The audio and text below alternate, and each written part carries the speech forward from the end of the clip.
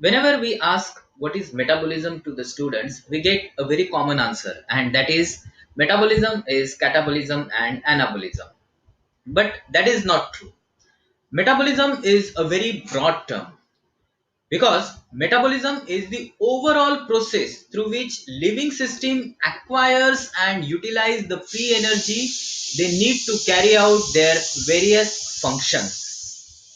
So it is the overall process through which the living system acquire and utilize free energy that they need to carry out their various functions, and they do so by coupling the exergonic reactions of nutrient oxidation to the endergonic processes required to maintain the living state.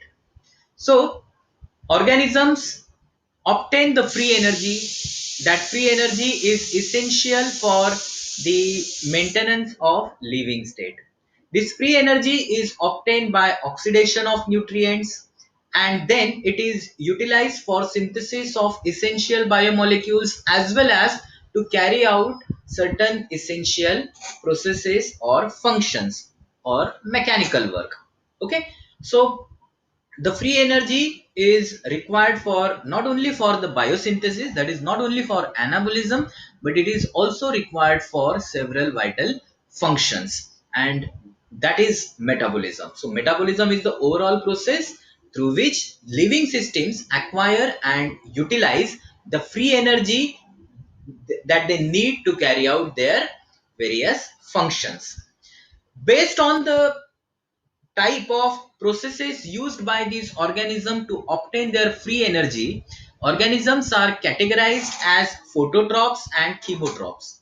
Now, what is phototropes? Phototropes are the organisms which carry out photosynthesis or which acquire the free energy from the sun through photosynthesis.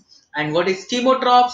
Chemotropes acquire the free energy by oxidizing the organic compounds. In photosynthesis, actually, there is the entrapment of solar energy and use of this solar energy to synthesize the high energy molecules like NADPH and ATP, and in turn these NADPH and ATP are used to fix the atmospheric carbon dioxide and water to carbohydrates.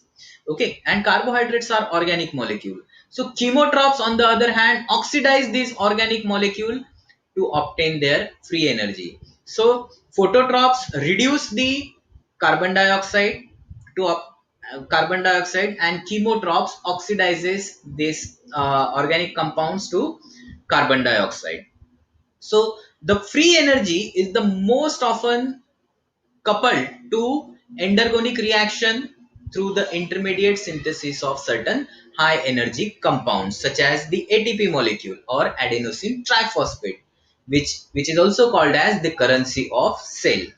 So in addition to being completely oxidized, nutrients are broken down in a series of metabolic reactions to certain common intermediates, and these common intermediates are used as precursor for biosynthesis of other molecules. Okay, so a remarkable property of living system is that despite the complexity of their internal processes, they maintain a steady state.